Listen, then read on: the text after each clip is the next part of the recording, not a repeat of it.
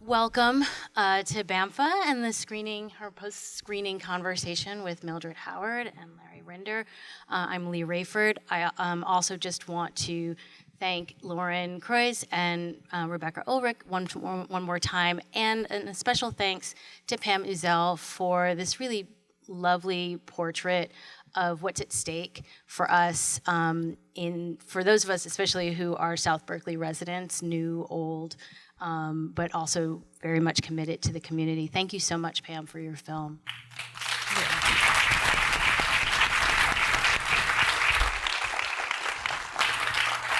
So we're going to just have a short conversation, and then we're going to open it up to audience questions, and we'll conclude here at about 1:15. But I also want to mention that when we conclude, please, if you can, if you haven't already, take time to go downstairs to see About Things Loved and to see Mildred's piece, Safe House, live and in person. And also, our students who curated that show have put together a beautiful and free catalog booklet about the show, about our process as well. So, and those will be made available.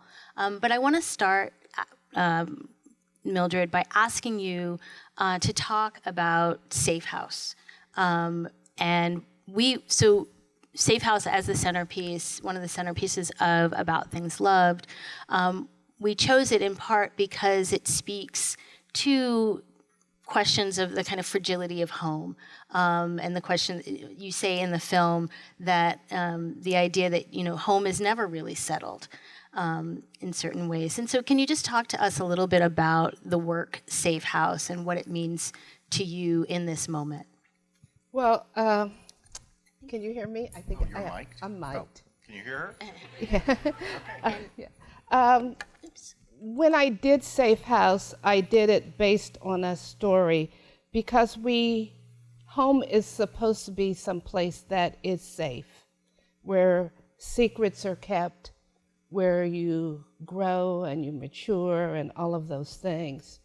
But I heard this story and about this young woman who there was an attempted rape.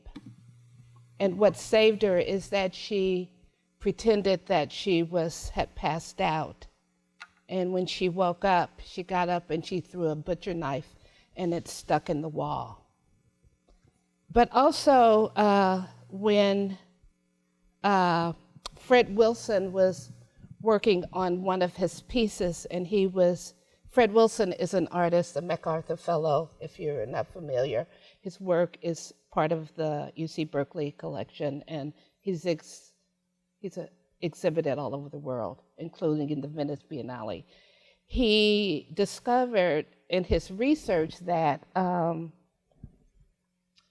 same people who made all these silver objects that we leave in our cabinets, and maybe we'll pull it out on Thanksgiving or a holiday, they also made shackles.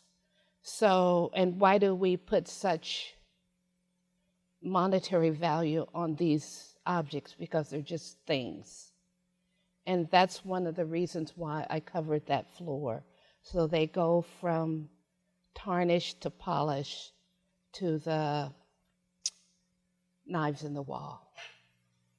And so at this point in my, I still question what is home, because if we look at today and see what's happening throughout many urban environments, the demographics have shifted.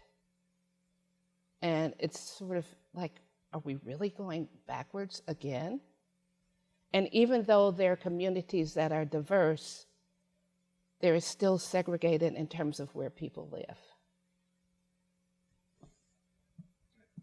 So I know you've been working with the theme of the house or home for many years, since the 90s, I think. And we put together some slides of various of these works, just a few of them, to give some examples of works related to Safe House. So I'm hoping that you can just talk a little bit about your engagement with this theme, this image, and also maybe given the film that we've just seen, could you tell us if any of these works that you did on with the image of the house actually related to your experience in South Berkeley and the changes there? All of them do, because at one point in my life, I lived in 5 houses within a block and a half, or maybe it was 4. Well, if five houses within 2 blocks, because I moved, next door, then across the street, then across the street, then next door. So while doing these houses, I was, I really loved to fantasize about what if. And the house, the red house that you're seeing, I think it's, 1922 or 24? 24. I lived Title's 1924. Okay, I lived at 1924 Fairview. I lived at 1922 Fairview. So I lived across the street. I lived on Dover, which is up the street. And all those houses, if I could build a house that expanded to meet my needs. So the red one was built so that you could slide it open and have space to work or have parties and things like that. So it has moving parts in it. Yes. And this one's in the collection of SF MoMA. Yes, Isn't it that is. right? All of them are in collections except for maybe one. How about Blue Bottle House? Those are both in, the one on your left also expands, but those are all in private collection. The Blue Bottle House, which is, you're coming up to it if you could. On the left, that belongs to someone in Atlanta. But would you say that these 3 that we've looked at are in a way dream houses? I mean, you're fulfilling some fantasy of home. Artists like to make up things. They make up stories. They have great imaginations. And all of these are about the what if, or what if I could change this to make it this way, and what would that be? And how about this last one here, the house that will not pass for any color than its own? Long title. That was commissioned by the Sacramento Airport, and in fact, it'll be in Battery Park City next year for Juneteenth. And I worked with a fabricator in Germany, Franz Meyer, to do the glass. Inside this structure, there are fragments of letters that were done during the gold rush, and the fragments are mirrored, so that if you're standing in the space, because you can go into it, you're actually standing like in the present, but you're also see yourself in the reflection, which is a metaphor of what was and what is. Actually, can we go back to the bottles for a minute? The little ones? Or any of them. I know that also the house that set the DeRosa is also made with bottles. And if you could just talk a little bit about the significance of bottle houses and bottle trees. Right. I don't know if you're familiar with DeRosa Art Reserve. It's up in Napa. And I have, my very first bottle house was done there at the Headland Center for the Arts. And I had read James Weldon Johnson's autobiography of an ex-colored man, where he talked about going into the front yard and digging up the bottles, and he got in trouble for doing so. And what he didn't know, that in the South, bottles were placed in your garden or in your trees to keep the bad spirits away. So the next morning I had this great idea to do a house out of bottles. And for me, it was about the bottle as a vessel for information, the house as a container that holds information, all of those. But in addition to that, I was working at the Exploratorium teaching the integration of art and science. So the physics of light going through, what happens when you place several different bottles together and project the light, what happens when you have multiple sources, like what's happening right here, what happens that. So all of that I was grappling with when I did that piece. It's beautiful. I want to ask a question of Larry. Given that artists are often on the sort of front lines of gentrification, of processes of gentrification, either moving into a neighborhood or being pushed out of a neighborhood. And if you could talk, what are your thoughts on the role of the museum, and particularly the Berkeley Art Museum, in gentrification, either staving it off, but what is our role here at the Berkeley Art Museum in terms of the kind of growing crisis around gentrification in Berkeley? Well, one thing I will observe that I feel very blessed to be here in Berkeley despite all the problems that this film has drawn our attention to, but blessed by the fact that the university is preserving, relatively speaking, compared to other communities in the Bay Area, a relatively more diverse population because of the student body, which, thank goodness, is diverse. And I hope that the university continues to attract and support a diverse student body. But that, I don't know what percentage of the population of Berkeley is, UC Berkeley students. Is a third, a quarter, a third, something like that. And that continues to refresh year after year, whereas in other communities, that diversity is, really being pushed out by the forces of gentrification. So I am just grateful that that dimension of our audience, is being preserved. As far as what we can do about gentrification, I'm not sure we can, do much as an institution.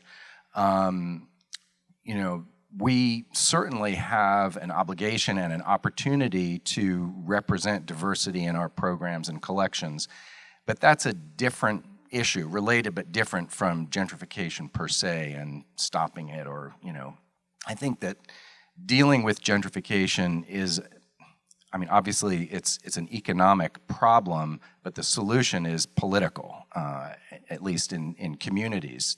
A community can choose to pass laws that protect people with lower incomes. It can choose to pass laws that, rent control and so on. So these tools are within our hands if we choose to use them, but we have to do that, as a community democratically and elect people who will do those things. The museum can't, take a position per se on something like that, obviously, but that's my own personal view. I know certainly one of the challenges for us sort of post, Prop 209 and the ending of affirmative action is that, for example, the Black community at UC Berkeley of students has pretty much held steady at 3%. And I'm literally one of maybe 25 Black women faculty in a faculty body of 1,400. And so sort of coupled with the decreasing numbers, changing demographics, and I think also we have to consider the rise in homelessness, right, in our houseless population in the area. And I think one of the things that's been great about the museum moving closer to downtown is that it does give us an opportunity to think more creatively about how we welcome people into the museum, and I think that's been really exciting. I think the university has to do a better job, and I think the university knows it has to do a better job of not only being a more welcoming place for students of color and faculty of color, but looking that way, walking the walk and showing the walk. There's ways that you can signal through the way you look, through the things that are in the environment, that this is a place of belonging for everybody. And, one of the things that the university, I think, struggles with, and this museum does, and museums do kind of institutionally, is the baggage that we carry with us from the past that's embedded in our architecture, in our design, in the very words that we use to name our institutions, that are, fraught with exclusivity. And so it's not just about saying, oh, well, now everything's different, everyone's welcome. You really have to, in a way, dismantle stuff, right? And some of these signals about belonging and not belonging are built into architecture. How do you dismantle a building? I mean, it's difficult. So it's a step-by-step thing, but there are things that can be done in museums as houses of images and houses of representation have a powerful role to play in the world and in this university, and can move faster than the campus, I think, in changing the tenor of the imagery that we present. Which is why I think it's so great that we have been able to kind of foster, at least for me, continue to foster this relationship with you, Mildred, as a longtime Berkeley resident, as part of the permanent collection here. And these conversations are increasingly important. Thank you so much for being here. Thank you. Larry has one more question. Yeah, I do have one more question. Mildred, I'd like if you could please talk about the difference between art and activism for you. Oh, God, that's a hard question. Well, first of all, as an artist, I'm multidimensional, as we all are.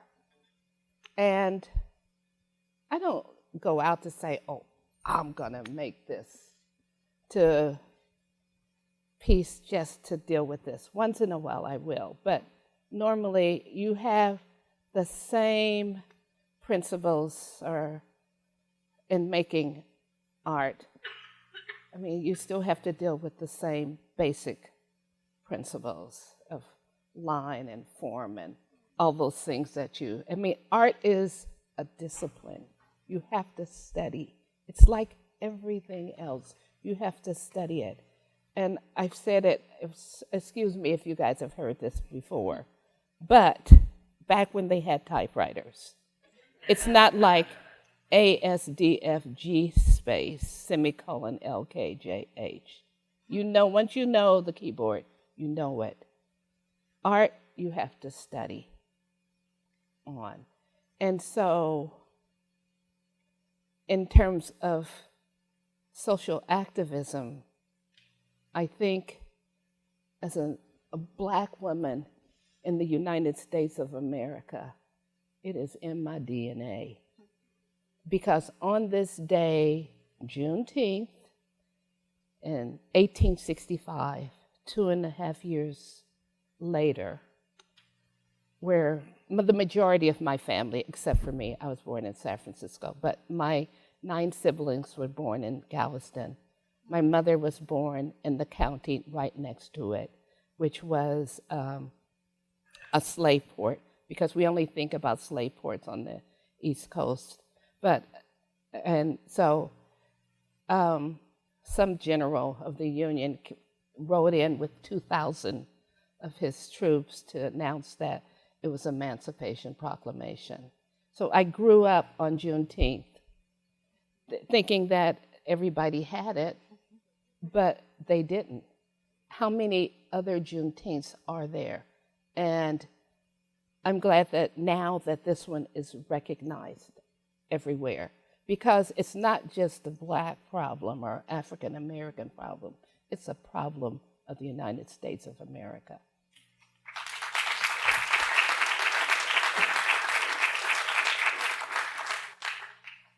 We have time for maybe 3 or so questions. I want to start with, I know there's a mic coming around, Margie Wilkinson, who is part of Friends of Adeline and was featured in Welcome to the Neighborhood. Thank you. I don't actually have a question. I just want to say that Mildred Howard's being forced out of South Berkeley, literally around the corner from where I currently live, was like the opening gambit of a war that is continuing to this day, because it had to do with the fact that the city of Berkeley announced that it was going to revitalize the Adeline corridor, and that revitalization has sped up the displacement of African Americans in South Berkeley. And Friends of Adeline is around. I want to introduce my colleagues. This is Mari Mendonça, who's also from Friends of Adeline, and Willie Phillips, who you saw in the movie. And we're here. We'll be happy to talk to anyone who wants to talk to us after this is over. And I have a couple of pieces of information. Friends of Adeline is having a forum this coming Sunday called Housing is a Human Right, and the subtext is race and housing. And we invite you all to join us to talk about this very important issue. And I have copies of our vision statement, which you saw Willie refer to in the film. Anyway, thank you, Mildred. Once again, we appreciate you so much. And no matter where you live or where you go, you'll always be part of South Berkeley as far as we're concerned. Thank you.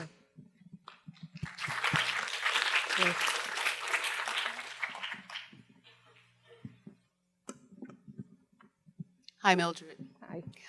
Two things. I have a question, but I just want to say, in answer to your question about art and activism, I think that Mildred said, as a Black woman in America, the actual act of making art is activism.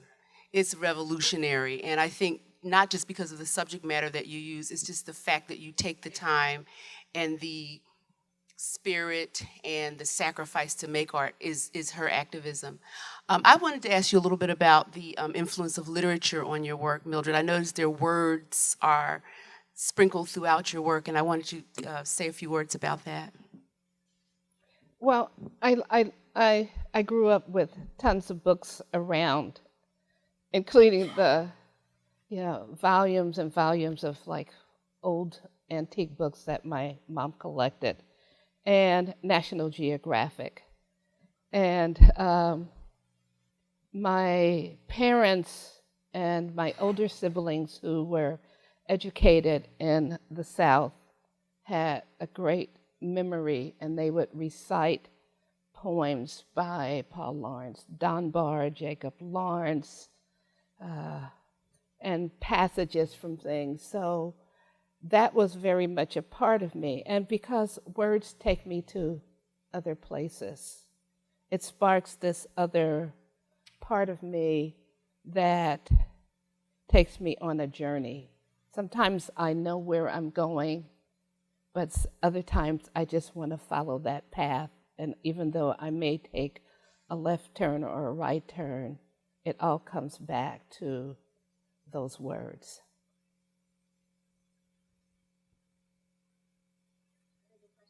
And up there. Excuse me. Hi, Mildred. Somewhere in that film. I was. Oh, I'm sorry. No, just hold on. Oh, I'm loud. Can y'all hear me? Oh, it's for the recording. Oh, all right, got you. Okay. Keep talking. It's on. Hello. All right. You said somewhere in the film you want to make sure your mom was remembered as somebody who moved from San Pablo and Oakland to San Pablo and Ashby in 1970 and went to Longfellow School. I'm curious about what year that BART fight was, but the elders in my neighborhood mentioned your mom's name to me as the reason why Berkeley isn't cut off from the rest of the town like we experienced over on Grove, now MLK for y'all, when the BART came in. So as a oral history, that knowledge is being passed along from folks who grew up in this area. And so I just wanted to, this theme was so powerful, and I'm trying to, it really pierced my heart. There was something in that film, they said something about the culture that the Black working class folks who generally came here from Texas, Louisiana, Arkansas built. It was so powerful and influential, and it's continued to be the soil from which so much art, activism, and political thought has come forth. And I just wanted to thank you for the work you do and the impact it's had on me. And I'll stop again and just kind of ask us a fact-based question, because I don't remember the fight to Underground Berkeley. It was the late 60s. Yeah. It was the late 60s when it began. In fact, T.Y. Lin, who taught in the architecture department, whose firm now did the bridge, was a part of that team at that time. Because I remember going with my mother to meet with him and then going up to his house. I think he lived in El Cerrito Hills or something like that. So that was the late 60s. And Adeline Street was filled with Black businesses, as was Sacramento Street. So those were, because there was a red line, you could not, so even though Berkeley the population of African Americans, Asian Americans, and Latinos were more than it is now, it was still segregated by race because it was a red line.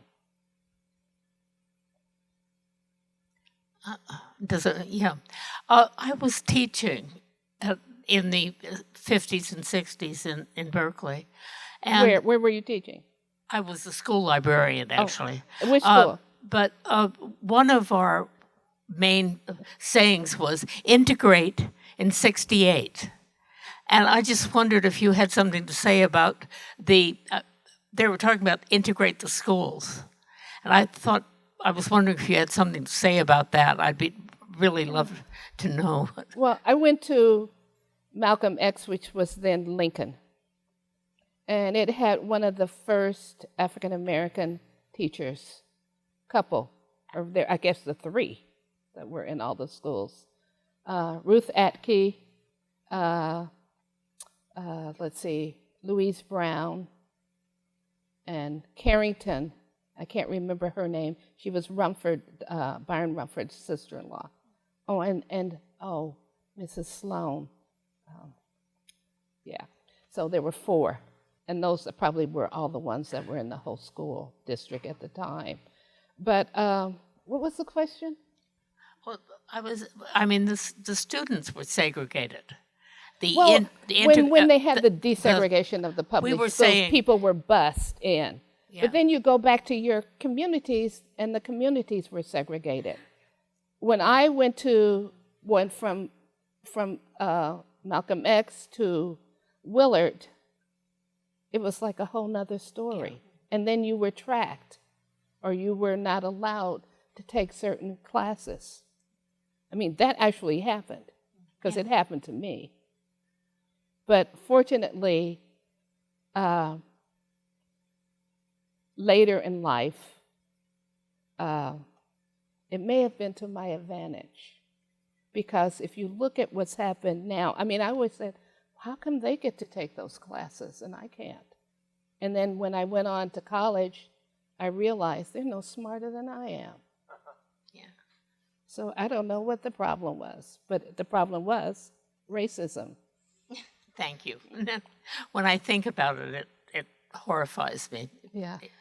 As the memory. I think what Jeff Chang said in the film is really pertinent, that we live in a community that is rife with contradictions, that is sort of the best of what we hope for, and also living through and with the legacies of segregation, of institutionalized racism, et cetera. And it's my hope that this Juneteenth today gives us an opportunity to work harder for the best of our community.